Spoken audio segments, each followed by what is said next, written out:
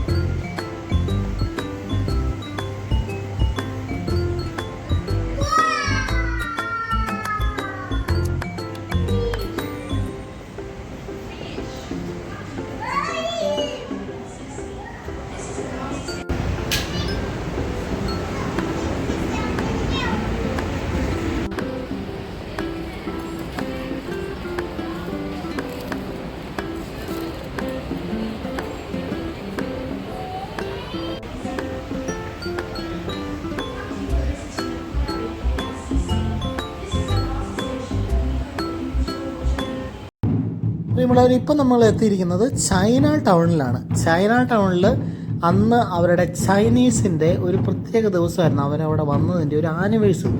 അന്ന് നല്ല cultural programmes ഒക്കെ ഉണ്ടായിരുന്നു. അതൊക്കെ കണ്ട് നമ്മളതിൽ എൻജോയ് ചെയ്ത് നടന്നു. ഇപ്പോൾ ഈ കാണുന്ന ചെണ്ടമേളം പോണൊക്കെ ഒരു പരിപാടിയാണ്. പക്ഷേ കിടിലൻ പെർഫോമൻസ് ആണ് അവരുടെ എന്ന് പറയാതിരിക്കാൻ വയ്യ. നമുക്ക് കൂടുതൽ കാഴ്ചകൾ കണ്ടാലോ?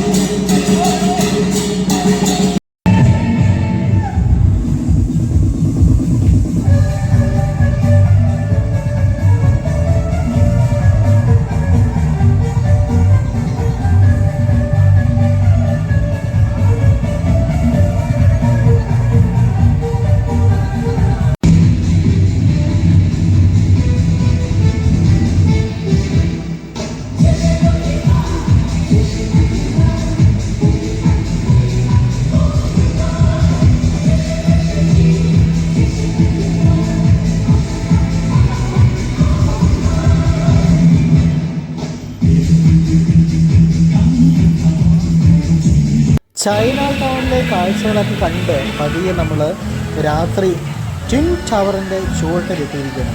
ട്വിൻ ടവർ നമ്മൾ നേരത്തെ വീഡിയോയിലൊക്കെ കാണിച്ചിരുന്നു. എങ്കിലും ട്വിൻ ടവറിൻ്റെ രാത്രി വ്യൂ എന്ന് പറയുന്നത് ഒരു മാരക എക്സ്പീരിയൻസ് ആണ്. നമുക്ക് ഈ മലേഷ്യൻ സീരീസിൻ്റെ ഏറ്റവും അവസാനത്തെ വീഡിയോകളാണ് ഇപ്പം കടന്നു പോയിക്കൊണ്ടിരിക്കുന്നത്. ഇത് കഴിഞ്ഞ് ഒരു വീഡിയോ കൂടെ ഉണ്ടാവും മലേഷ്യൻ സീരീസിൻ്റെ. മലേഷ്യയിൽ വരാനായിട്ടുള്ള ഏറ്റവും പ്രധാനപ്പെട്ട കാരണം എന്ന് പറയുന്നത് ചിലവ് കമ്പയർ ചെയ്യുമ്പം മറ്റു രാജ്യങ്ങളിൽ നിന്നും കുറവാണ്. തായ്ലാൻഡ്, മലേഷ്യ പോലെയുള്ള രാജ്യങ്ങൾ നമുക്ക് വളരെ ചീപ്പായിട്ട് പോകാനായിട്ട് പറ്റുന്ന രാജ്യങ്ങളാണ്. പിന്നെ നമുക്ക് ശ്രീലങ്ക പോവാം, നേപ്പാൾ പോവാം, ഭൂട്ടാൻ പോവാം. ഇതൊക്കെ നമ്മുടെ മറ്റ് രാജ്യങ്ങൾ, അടുത്തുള്ള രാജ്യങ്ങളിൽ ഏറ്റവും ചീപ്പായിട്ട് പോകാൻ പറ്റുന്ന രാജ്യങ്ങളാണ്. അപ്പോൾ ഈ ട്വിൻ ടവറൊക്കെ എന്ന് പറഞ്ഞു കഴിഞ്ഞാൽ വലിയൊരു വിസ്മയമാണ് നമ്മുടെ മുമ്പിൽ തുറന്നു വച്ചിരിക്കുന്നത്. അതിൻ്റെ ചുവട്ടിൽ എല്ലാ ദിവസവും വൈകുന്നേരം പകൽ പ്രോഗ്രാംസ് നടക്കും, അതുപോലെ രാത്രിയിൽ ഇതുപോലെ ലൈറ്റ് ഷോ, ലേസർ ഷോ പോലെയുള്ള കാര്യങ്ങളൊക്കെ എല്ലാ ദിവസവും രാത്രിയിലുണ്ട്. അപ്പം മലേഷ്യ ഒക്കെ നമുക്ക് അഫോർഡബിൾ ആയിട്ടുള്ളൊരു സ്ഥലമാണ് എന്ന് സൂചിപ്പിക്കാനാണ് ഞാനിതെല്ലാം പറഞ്ഞത്. അപ്പം നമ്മുടെ യാത്രയൊക്കെ അവസാനിപ്പിച്ച് തിരിച്ചു പോകുന്ന വഴിയാണ്. തിരിച്ചു പോകുമ്പോൾ നമ്മൾ പുത്രജയ എന്ന സ്ഥലത്തിലൂടെയാണ് കടന്നുപോയത്. ഇതാണ് ഏറ്റവും മോഡേൺ സിറ്റി, മലേഷ്യയുടെ മോഡേൺ സിറ്റി. അതായത് ഗവൺമെൻറ് സ്ഥാപനങ്ങളൊക്കെ പുത്രജയയിലാണ് ഇപ്പോൾ സ്ഥിതി ചെയ്യുന്നത്. അപ്പോൾ ആ പുത്രജയ എന്ന് പറയുന്ന ടൗൺ അവർ ആ ടൗണായിട്ട് പ്ലാൻ ചെയ്ത് ബിൽഡ് ചെയ്തതാണ്, വർഷങ്ങൾ കൊണ്ട് പ്ലാൻ ചെയ്ത് ബിൽഡ് ചെയ്തതാണ്. അപ്പോൾ അതിൻ്റേതായൊരു ഭംഗി, ബ്യൂട്ടിയൊക്കെ അവിടെ ഉണ്ട്. അതിന് ഷോപ്പിംഗ് നടത്താനുള്ള സ്ഥലങ്ങളുണ്ട്, അവിടെയുമുണ്ട് ഇതുപോലെയുള്ള ചെറിയ ചെറിയ ഷോപ്പുകളൊക്കെ ക്രമീകരിച്ചിരിക്കുന്ന ഒരു ഏരിയ ഉണ്ട്. അപ്പോൾ ഇതൊക്കെ കണ്ടു കഴിഞ്ഞാൽ എത്ര ഭംഗിയാണെന്ന് നോക്കിയാൽ എത്ര ഭംഗിയായിട്ടാണ് അവർ ഓരോ കാര്യങ്ങൾ പ്ലാൻ ചെയ്തിരിക്കുന്നത്. അപ്പം നമ്മുടെ നാട്ടിലും ഇതുപോലെയുള്ള കാര്യങ്ങളൊക്കെ പ്ലാൻ ചെയ്യാനായിട്ട് പറ്റും. അതിന് തലയ്ക്കകത്ത് ആൾതാമസമുള്ള അധികാരികളൊക്കെ വന്നു കഴിഞ്ഞാൽ നമുക്കറിയാം നമ്മുടെ ഒരു വീട് പണിയുമ്പോൾ തന്നെ എത്ര വെറൈറ്റി ആയിട്ട് ചെയ്യാൻ പറ്റും. അങ്ങനെ നല്ലൊരു കാഴ്ചപ്പാടോടുകൂടി ചെയ്യാനായിട്ട് സാധിച്ചു കഴിഞ്ഞാൽ വരുന്ന തലമുറയ്ക്ക് അതൊരു മുതൽക്കൂട്ടായിട്ടിരിക്കും എന്ന് പറയാതിരിക്കാൻ വയ്യ. ഏതായാലും ഇത് പുത്രജയയിലൂടെയുള്ള പോക്കാണ്. പുത്രജയ അത്ര മനോഹരമായിരുന്നു. അതിൻ്റെ ബിൽഡിങ്ങുകൾ, സ്ട്രക്ചറുകൾ, കൺസ്ട്രക്ഷൻ എല്ലാം അടിപൊളിയാണ്. അപ്പോൾ റോഡിലൂടെ വെച്ചിരിക്കുന്ന ആ ചെടികൾ നോക്കിക്കഴിഞ്ഞാൽ തന്നെ നമുക്ക് മനസ്സിലാവും അത്ര നീറ്റായിട്ടാണ് അവർ ചെയ്തിരിക്കുന്നത്. അതുപോലെ പാർക്ക് ചെയ്യാനായിട്ട് പറ്റില്ലാത്ത സ്ഥലത്ത് പാർക്ക് ചെയ്യാൻ പറ്റില്ല, അതിന് പ്രത്യേക സ്ഥലമുണ്ട്. അപ്പം ഈ പുത്രജയിൽ വന്നിട്ട് അവിടെ നമ്മളൊരു മുസ്ലിം ടെമ്പിൾ, മോസ്കിൽ കയറി അത് കണ്ടു. അതിൻ്റെ ഫ്രണ്ടിൽ ഇങ്ങനെ അവരുടെ വലിയ പതാക വെച്ചിട്ടുണ്ട്, അതുപോലെ മറ്റ് പതാകകളൊക്കെ വെച്ചിട്ടുണ്ട്. അതിലൂടെ നമുക്ക് നടന്ന് കാണാം. ഇത് പ്രധാനപ്പെട്ടൊരു കൊട്ടാരത്തിൻ്റെ പണി നടന്നുകൊണ്ടിരിക്കുന്നതാണ്. ഇതിൻ്റെ ഫൈനൽ വർക്കിലേക്ക് ആയി വരുന്നതേ ഉള്ളൂ. അതൊക്കെ നമുക്ക് അടുത്തുനിന്ന് പോയി നോക്കാം. ഇതൊക്കെ വാക്കിംഗ് സ്ട്രീറ്റാണ്. ഇവിടെ വണ്ടി കയറ്റാനോ ഒന്നും അനുവാദമില്ല, വണ്ടി ഇടേണ്ടടുത്തിടാം, ഇതിലേ ഒന്നും വണ്ടി കയറ്റരുത്. അപ്പോൾ അതിന് കൃത്യമായ നിബന്ധനകൾ, കൃത്യമായ കാര്യങ്ങളൊക്കെ ചെയ്തു വെച്ചിട്ടുണ്ട്. അപ്പോൾ പുത്രജയ എന്ന് അവിടെ എഴുതി വെച്ചിട്ടുണ്ട്. അപ്പോൾ നമുക്ക് അവിടെ നിന്ന് ഫോട്ടോയൊക്കെ എടുക്കാം. അപ്പോൾ അത് കഴിഞ്ഞ് നമ്മൾ യാത്ര തുടരുകയാണ്. ഇനി മലേഷ്യയിലേക്ക് എന്നാണ് വരുന്നതെന്ന് അറിയത്തില്ല. ഏതായാലും ഇനി വരാനൊരു ചാൻസ് കിട്ടിയാൽ ചിലപ്പോൾ വരുമായിരിക്കും, പറയാൻ പറ്റില്ല. ഏതായാലും കൊള്ളാം, മലേഷ്യ അടിപൊളിയൊരു എക്സ്പീരിയൻസ് ആയിരുന്നു. നമ്മൾ പ്ലാൻ ചെയ്തതുപോലെ തന്നെ ഭയങ്കര നീറ്റായിട്ട് അടിപൊളിയായിട്ട് മലേഷ്യയിൽ വരാൻ പറ്റി. കൂടുതൽ ഡീറ്റെയിൽസ്, യാത്ര ചെയ്യാൻ താല്പര്യമുള്ളവർക്ക് നമ്പർ, ഡീറ്റെയിൽസ് താഴെ കൊടുത്തിരിക്കും.